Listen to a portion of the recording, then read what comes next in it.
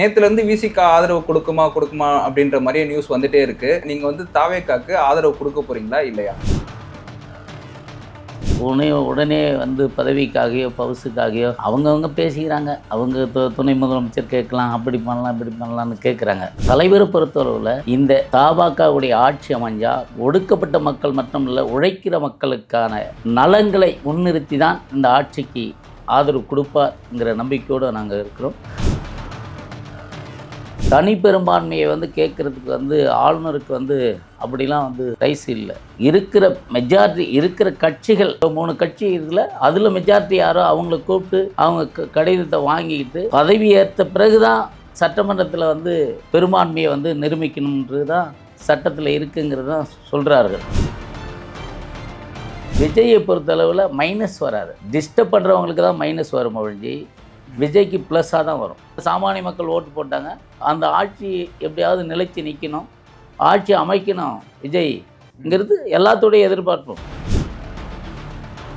திமுகவும் அதிமுகவும் ஒன்றா சேர்ந்து கூட்டணி அமைச்சு முதல்வராக வந்து எடப்பாடி இருக்க போகிறாரு அப்படின்னு ஒரு நியூஸ் வந்துட்டு இருந்தது. அதுக்கு வந்து சாத்தியம் இருக்கா? வன்னியர்கள் இணைந்த ஒரு சாதி கட்சியாக உருவெடுத்து கொண்டு இருக்கிறது அதிமுக. அதனால் வந்து திமுகவும் அதிமுகவும் அதிகாரப்பூர்வமாக சேர்ந்த மாதிரி நம்மளுக்கு தெரியல.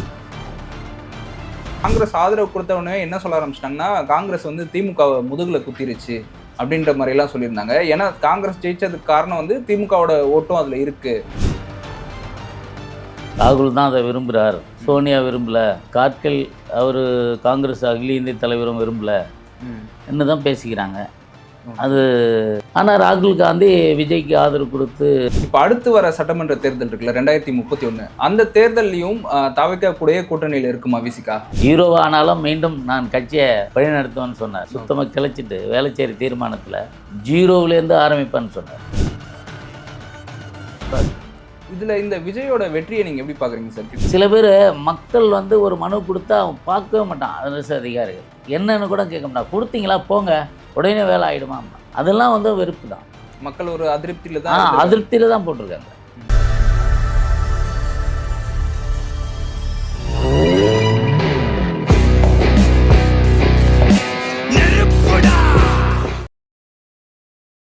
இந்த ஃபயர் தமிழன் நேயர்களுக்கு வணக்கம். இன்னைக்கு நம்ம போன இன்டர்வியூவில் விசிகாவை சார்ந்த திரு தமிழ்மாறன் இருக்காரு. சார் வணக்கம் சார். வணக்கம் சார். வணக்கம் சார். சார், இந்த எலெக்ஷன் ரிசல்ட் வந்ததுலேருந்தே பார்த்தீங்கன்னா ஒரே குழப்பமாகவே போயிட்டுருக்கு. விஜய் வந்து ஆட்சி அமைப்பாரா இல்லையா, அவர் வந்து பெரும்பான்மையை காமிப்பாரா அப்படின்னு சொல்லிட்டு இருந்தது. இப்போ ஆல்ரெடி காங்கிரஸ் வந்து அவருக்கு ஆதரவு தெரிவிச்சிட்டாங்க. நேற்றுலேருந்து விசிகா ஆதரவு கொடுக்குமா அப்படின்ற மாதிரியே நியூஸ் வந்துட்டே இருக்குது.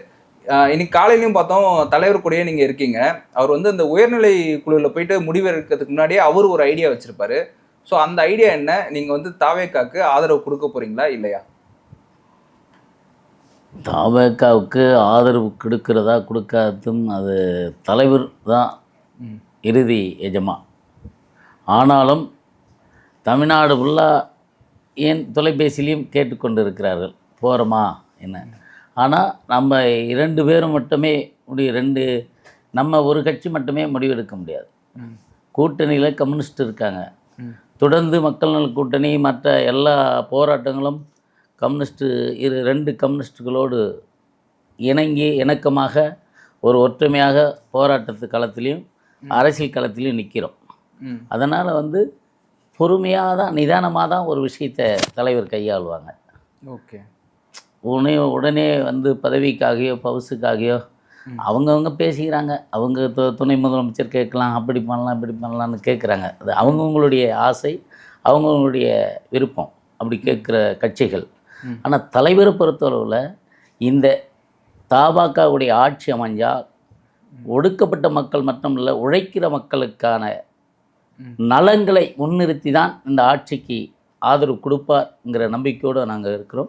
ஆனால் வந்து திடுதுப்புன்னு தலைவர் மட்டுமே முடிவு எடுத்து போக முடியாது. நம்ம ஒரு கூட்டணியில் இருந்து அந்த கூட்டணி சூழலெல்லாம் முடிவு பண்ணி அதெல்லாம் கணக்கில் எடுத்து தான் ஒரு அறிவிப்பை வெளியிடுவார். ஆனாலும் இன்றைக்கு பாஜக இதில் வந்து தலையிட்டு ஆளுமை பண்ணை பார்க்குறது. இன்றைக்கி தனி பெரும்பான்மை எங்கள் தலைவர் கூட இன்றைக்கி பேட்டியில் சொன்னார், தனி பெரும்பான்மையை வந்து கேட்குறதுக்கு வந்து ஆளுநருக்கு வந்து அப்படிலாம் வந்து ரைஸ் இல்லை. இருக்கிற மெஜாரிட்டி இருக்கிற கட்சிகள் இப்போ 3 கட்சி இருக்குல்ல, அதில் மெஜாரிட்டி யாரோ அவங்கள கூப்பிட்டு அவங்க கடிதத்தை வாங்கிக்கிட்டு பதவி ஏற்ற பிறகு தான் சட்டமன்றத்தில் வந்து பெரும்பான்மையை வந்து நிரூபிக்கணுன்றது தான் சட்டத்தில் இருக்குங்கிறது தான் சொல்கிறார்கள் சட்ட வல்லுநர்கள். ஆனால் இது என்னன்னு தெரியல. ஆனாலும் இதை ஒரு சூழ்ச்சி பண்ணி பாஜக கைக்குள்ள விஜய் வச்சுக்கணுங்கிற ஒரு சதி பின்னல் நடந்து கொண்டிருக்கிறதுங்கிறது தான் நம்மளுக்கு. ஆனால் ஒரு ஜனநாயக படுகொலை தான் இது. ஏன்னா ஒரு அதிகாரப்பூர்வமாக 3 கட்சியில் பெரும்பான்மையாக வந்த எந்த கட்சியாக இருந்தாலும் அழைப்பு கொடுத்து அவரை ஆட்சி அமைக்கிறது தான் சரியான ஒரு வழியாக இருக்க முடியும். இல்லைன்னா இதில் யாரோ வந்து நாட்டாமத்தனம் பண்ணுறாங்க, இல்லை அவங்க கண்ட்ரோலில் வச்சுக்க ஆசைப்படுறாங்கன்னா, என்னை பொறுத்தவரை கருத்திலாக நான் இதை எப்படி பார்க்குறேன்னா, இப்படி இதை டிஸ்டர்ப் பண்ணால் விஜய் பொறுத்த அளவில் விஜய்க்கு வக்கலாத்து வாங்கி நம்ம பேசலை, யதார்த்தத்தை பேசுகிறோம்.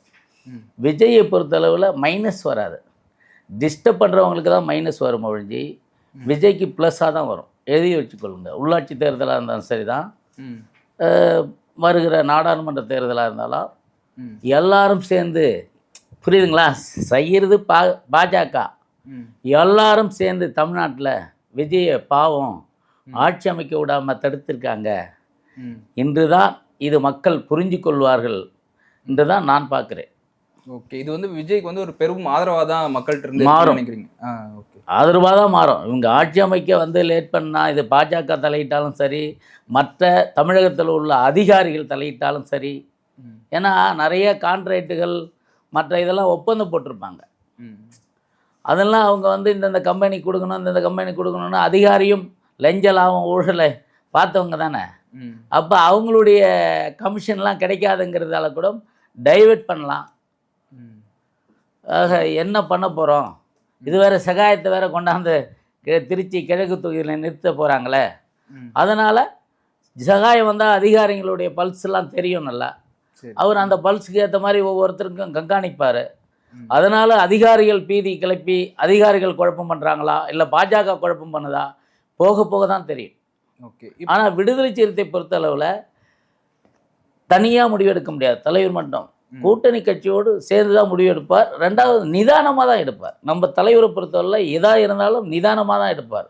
அப்படியே கூட இருக்கிறவங்க என்ன குதிச்சாலும் ஆனால் அவருடைய நிதானம் என்றைக்கும் தவறாது. அதனால் நிதானமாக கண்டிப்பாக நல்ல முடிவு எடுப்பார். ஆனால் விஜய் ஆட்சி அமைக்கக்கூடாதுன்னு விடுதலை சிறுத்தை நினைக்கல, தலைவர் நினைக்கல. கடைசி தொண்டன் கூட நம்ம முடிவு என்ன, தலைவர் முடிவு என்னான்னு தான் கேட்குறார்கள். ஏன்னா விஜய் கூட போய் பதவி சுகம் அனுபவிக்கிறதுக்காக இல்லை, ஏதோ மக்களுக்கான இது. வெகு மக்கள் ஓட்டு போட்டாங்க, சாமானிய மக்கள் ஓட்டு போட்டாங்க. அந்த ஆட்சி எப்படியாவது நிலைச்சு நிற்கணும், ஆட்சி அமைக்கணும் விஜய்ங்கிறது எல்லாத்தோடைய எதிர்பார்ப்பும். இதை தடுத்து நிறுத்த சதி திட்டம் யார் செய்தாலும் அவர்களாக அம்பலப்படுவார்கள். மக்கள் தீர்ப்பை உதாசனப்படுத்துகிறவர்கள் யாராக இருந்தாலும் அம்பலப்படுவார்கள். போக போக தெரியும். ஓகே, இப்போ நீங்கள் சொல்கிறீங்க விசிகா வந்து தனித்து முடிவெடுக்க முடியாது, கம்யூனிஸ்ட் கட்சி கிட்டையும் பேசணும் அப்படின்னு சொல்கிறீங்க. இது தொடர்பாக அவங்ககிட்ட தலைவர் வந்து பேச்சுவார்த்தை நடத்திருக்காரா? அதெல்லாம் தலைவர்கள் முடிவு எடுக்கிறதுங்க, அதை நம்ம கருத்து சொல்ல முடியாது. இல்லை, அதாவது பேச்சுவார்த்தை நடத்திருக்காங்களான்னு கேட்குறேன். தொடர்ந்து அதெல்லாம் டிவியில் பார்க்குறீங்களா, கம்யூனிஸ்ட் ஆஃபீஸ் போகிறாங்க, நடத்துகிறாங்க, பேச்சுவார்த்தை நடந்துக்கிட்டு தான் இருக்குது. ஓகே, அது வந்து என்ன பேசுகிறாங்கன்னு நம்மளுக்கு என்ன சொல்ல முடியும்? நம்ம அறிவிக்க முடியாதுல்ல. கூட்டணிக்காக தான் பேசுகிறாங்கன்னு நான் சொல்ல முடியாது, தப்பாயிடும். இருந்தாலும் வந்து விஜய் ஆட்சி அமைக்கக்கூடாதுன்னு கம்யூனிஸ்டும் சொல்லவில்லை, விடுதலை சிறுத்தைகளும் சொல்லவில்லை. ஓகே சார், இப்போ இதுக்கு பின்னாடி பாஜக தான் இருந்து செயல்படுதுன்றதை எதை வச்சு நீங்கள் சொல்கிறீங்க? பாஜக தான் இருந்து செயல்படுதுன்னு நான் சொல்லலையே. யாரோ பாஜகவும் இருக்கலாம், இல்லை அதிகாரிகளும் இருக்கலாம்ங்கிறத நான் சொல்ல வரேன். இப்போது நேற்று இரவுல இருந்தே என்ன வந்துட்டுச்சுன்னு பார்த்தீங்கன்னா சார், திமுகவும் அதிமுகவும் ஒன்றா சேர்ந்து கூட்டணி அமைச்சு முதல்வராக வந்து எடப்பாடி இருக்க போகிறாரு அப்படின்னு ஒரு நியூஸ் வந்துட்டு இருந்தது. அதுக்கு வந்து சாத்தியம் இருக்கா? திமுக அதிமுக கூட்டணி வச்சு ஆட்சி அமைக்க முடியாது, அது சாத்தியப்படாது. அது சும்மா பேக்காக தான் இருக்கும்னு நம்புகிறேன். ஆனால் இன்றைக்கி திமுக ஒரு நிலையில் இருந்தாலும் அதிமுக வந்து இன்றைக்கி வந்து கவுண்டர்களையும் வன்னியர்களையும் தலைமையாக கொண்டு இயங்குது. அது கிட்டத்தட்ட வந்து ஒரு வன்னியர் சங்கம் மாதிரியே தான் வந்து அதிமுக இயங்கிக்கிட்டு இருக்குன்னு யூடியூப்பில் மற்ற கருத்து சமூக ஆர்வலர்கள் ஒருத்தர் பேசியிருக்கார். அதை கூட நான் காலைல பார்த்தேன். ம். அதனால் கவுண்டர் வன்னியர்கள் இணைந்த ஒரு சாதி கட்சியாக உருவெடுத்து கொண்டு இருக்கிறது அதிமுக. ஓகே. அதனால் அது வந்து திமுகவும் அதிமுகவும் அதிகாரப்பூர்வமாக சேர்ந்த மாதிரி நம்மளுக்கு தெரியல. அது பேக்காக தான் இருக்கும்னு நம்புகிறோம். ம். இன்னொரு செய்தி என்ன வருதுன்னு பார்த்தீங்கன்னா, அதிமுக வந்து பிளவுபட்டு அதுலேருந்து சில பேர் வந்து தாவேகாக்கு ஆதரவு கொடுப்பாங்கன்னு வந்திருக்கு. அதுதான் அந்த மாதிரி நடக்கிறதுக்கும் சாத்தியம் இருக்கா? அது மாதிரி நடக்கிறது தான் 100% சாத்தியம் இருக்குது. ஓ, அதிமுகலேருந்து அப்போ வருவாங்கன்னு நினைக்கிறீங்க? அதிமுகலேருந்து கண்டிப்பாக வருவாங்க. அதுதான் அந்த அந்த கவுண்டர் வன்னியர்கள் ம். கவுண்டர் வன்னியர்கள் பிரச்சனை இப்போ சூடு பிடிச்சிருக்கு. அதிமுகக்குள்ள. அதிமுகவில் கவுண்டர் வன்னியர்கள் பிரச்சனை சூடு பிடிச்சிருக்கு. கவுண்டர் தலைமையா வன்னியர் தலைமையா ம். Okay sir. அந்த அந்த சூடு பிடிச்சி ம். அது போய்கிட்டு இருக்கு. ஓகே. இப்போ சொல்லுங்க சார். அதான் அதனால் வந்து அதில் வந்து கவுண்டர் வந்து ஆதரவு கொடுக்க வாய்ப்பு இல்லை. வன்னியர்கள் தான் வந்து ஆதரவு கொடுப்பாங்கன்னு நினைக்கிறேன். Okay sir. ம். இப்போ தாவேகாக்கு முதல்ல வந்து காங்கிரஸ் தான் வந்து ஆதரவு கொடுத்தது. நேற்று காங்கிரஸ் ஆதரவு கொடுத்த உடனே என்ன சொல்ல ஆரம்பிச்சிட்டாங்கன்னா, காங்கிரஸ் வந்து திமுக முதுகுல குத்திருச்சு அப்படின்ற மாதிரிலாம் சொல்லியிருந்தாங்க. ஏன்னா காங்கிரஸ் ஜெயிச்சதுக்கு காரணம் வந்து திமுகவோட ஓட்டும் அதில் இருக்கு. அப்போ அவங்க வந்து அது திமுகவை ஏமாத்துற மாதிரியான ஒரு சூழ்நிலை தானே அப்படின்னு சொல்றாங்களே, அதை எப்படி பார்க்குறீங்க? அது ராகுல் காந்தி முடிவு பண்ணுறாங்க. தமிழக காங்கிரஸ் வந்து முடிவு பண்ண முடியாது. அது காங்கிரஸுக்கு சோனியா காந்தி ராகுல் காந்திக்குள்ளேயே பிரச்சனை இருக்குதுன்னு சொல்லி பேசிக்கிறாங்க. ராகுல் தான் அதை விரும்புகிறார், சோனியா விரும்பலை, கார்கில் அவர் காங்கிரஸ் அகில இந்திய தலைவரும் விரும்பலை என்ன தான் பேசிக்கிறாங்க. அது ஆனால் ராகுல் காந்தி விஜய்க்கு ஆதரவு கொடுத்து இது பண்ணி ராகுல் காந்தியுடைய ஒரு விஷயத்துக்காக தான் இப்போ வந்து அவங்க ஆதரவு கொடுத்துருக்காங்க. அது எல்லாம் ஒரு கூட்டணிலேருந்து வெளியே வரக்குள்ள பேச தான் செய்வாங்க. Okay sir. ஒருவேளை இப்போ வந்து தாவேகாக்கு வந்து விசிக்கு ஆதரவு கொடுக்குதுன்னு வச்சுக்கலாம். இப்போ அடுத்து வர சட்டமன்ற தேர்தல் இருக்குல்ல 2031, அந்த தேர்தல்லையும் தாவேகா கூடயே கூட்டணியில் இருக்குமா விசிகா? கூட்டணி வந்து திமுகவில் தான் இருக்கும். அப்படி தான் இருக்கும். ஆனால் தாவேகாவுக்கு ஆதரவு கொடுத்தா ஒரு நிபந்தனைத்த ஆதரவு தான் கொடுப்பாங்க ஆட்சி அமைக்கிறது. அப்படி தான் வந்து ஒரு முடிவு. பதவிக்காக சுகத்துக்காக தலைவர் வந்து ஒருபோதும் வந்து எந்த முடிவும் எடுக்க மாட்டார். அப்படி கிடையாது. அதனால் எந்த நேரத்துலையும் 0 ஆனாலும் மீண்டும் நான் கட்சியை வழிநடத்துவேன்னு சொன்னார். சுத்தமாக கிளச்சிட்டு வேளச்சேரி தீர்மானத்தில் 0விலேருந்து ஆரம்பிப்பேன்னு சொன்னார். இப்போ எல்லாம் வந்து பேசிக்கிறாங்கல்ல, அவங்க போயிடுவாங்க இவங்க போயிடுவாங்கல்ல. ஆமாம். 0விலேருந்து ஆரம்பிப்பான்னு. அதனால் கட்சி பதவிக்காக வந்து தலைவர் ஒரு முடிவு எடுக்க மாட்டார். அடுத்து அந்த ஒரு பெரிய பதவியை அனுபவிக்கணும், ஐயோ அந்த வாய்ப்பை என்ன பண்ணுறது, நழுவ விடக்கூடாது, அவங்கவுங்க கருத்தாக சொல்கிறாங்க. தலைவரை முதலமைச்சர் ஆக்க வேண்டும், துணை முதலமைச்சர் ஆக்க வேண்டும்னு ஒவ்வொருத்த கருத்து. அது புரியுதா? தலைவருக்கு தெரியும். ஆனால் முன்னாடியே சொன்னார் தலைவர், கண்டிப்பாக தேர்தலுக்கு பிறகு அரசியல் சூழலை மாறும் சொன்னார். தலைவர் சொன்னது தான் நடந்திருக்கு. அதனால் கால சூழல் மாறக்கொள்ள என்ன நடக்குமோ அது நடக்கும். அதனால் எதுக்காகவும் வந்து பதவிக்காக தலைவர் வந்து தன்மானத்தை வந்து எந்த காலத்துலேயும் விட்டு கொடுக்க மாட்டார், தன்மானத்தை இழக்க மாட்டார், மக்கள் பக்கம்தான் நிற்பார். அதனால் வந்து நம்பிக்கை துரோகம் அரசியலில் எங்கள் தலைவருக்கு பண்ண தெரியாது. அரசியலில் சூழ்ச்சி சூது. அதனால் ஒரு கூட்டணி தருமத்தை பற்றி 1000 மேடையில் தலைவர் விலைக்கு பேசியிருக்கார். யாராவது இந்தியாவில் இல்லை தமிழ்நாட்டில் அதிமுக கூட்டணி கூட நடத்துனாங்க, கூட்டணி தருமத்தை பற்றி அந்த தலைவர்கள் ஏதாவது ஒரு கூட்டத்தில் பேசியிருக்காங்களா? இவர் தன்னில விளக்கம் லைவ்லேயும் பேசியிருக்காங்க, பொதுக்கூட்டத்திலையும் பேசியிருக்கார், ப்ரெஸ் மீட்லேயும் பேசியிருக்கார். ஒரு கூட்டணி தருமம், கூட்டணியினுடைய எதுக்கு கூடி இருக்கோங்கிற அந்த கூட்டணி கூடின தத்துவத்தை பற்றி, இந்த கூட்டணி எதுக்காக கூடி இருக்குங்கிறத பற்றி விலைக்கு ஒரு தலைவர் பேசியிருக்காருன்னா அது எங்கள் தலைவர் தான் பேசியிருக்கார். அதுலேயே அவருடைய நேர்மை, அவருடைய நிதானம். அதனால் நிதானமாக முடிவெடுக்கிற தலைவருக்கும் எந்த சூழலையும் அவர் நிதானம் வந்து தவறாரு. கூட இருக்கிறவங்க பதட்டப்படுவாங்க, அவங்க அதை நினைப்பாங்க. ஆனால் அவர் பதட்டப்படாத நிதானமாக அவர் முடிவு எடுப்பார். கண்டிப்பாக ஓகே, அவர் முடிவு நல்ல முடிவாக தான் இருக்கும். இதில் இந்த விஜயோட வெற்றியை நீங்கள் எப்படி பார்க்குறீங்க சார்? கிட்டத்தட்ட 107 தொகுதி அவர் தனியாக நின்று ஜெயிச்சிருக்காரு. அந்த வெற்றியை வந்து எப்படி நீங்கள் பார்க்குறீங்க? இது மக்களுடைய எதிர்பார்ப்பு தான். சில விஷயங்கள் வந்து அரசு அதிகாரிகள் செய்யக்கூடிய, அரசியல்வாதிகளாக இருந்தாலும் அரசியல் அதிகாரிகளாக இருந்தாலும் திமுக அதிமுக சில பேர் மக்கள் வந்து ஒரு மனு கொடுத்தா அவன் பார்க்கவே மாட்டான். அரசு அதிகாரிகள் என்னன்னு கூட கேட்க மாட்டான். கொடுத்தீங்களா போங்க உடனே வேலை ஆகிடுமாம்பாங்க. அதெல்லாம் வந்து வெறுப்பு தான். மக்கள் ஒரு அதிருப்தியில் தான் அதிருப்தியில் தான் போட்டிருக்காங்க. மக்கள் வந்து ஒரு அதிருப்தியில் ஒரு மாற்றத்தை விரும்புது.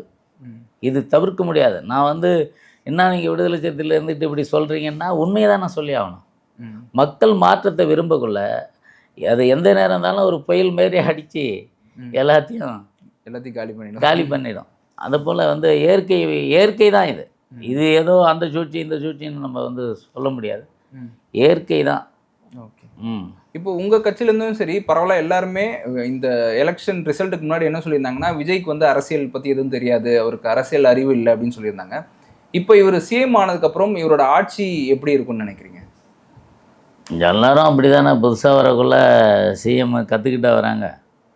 கண்டிப்பாக அதுக்கான இது வந்து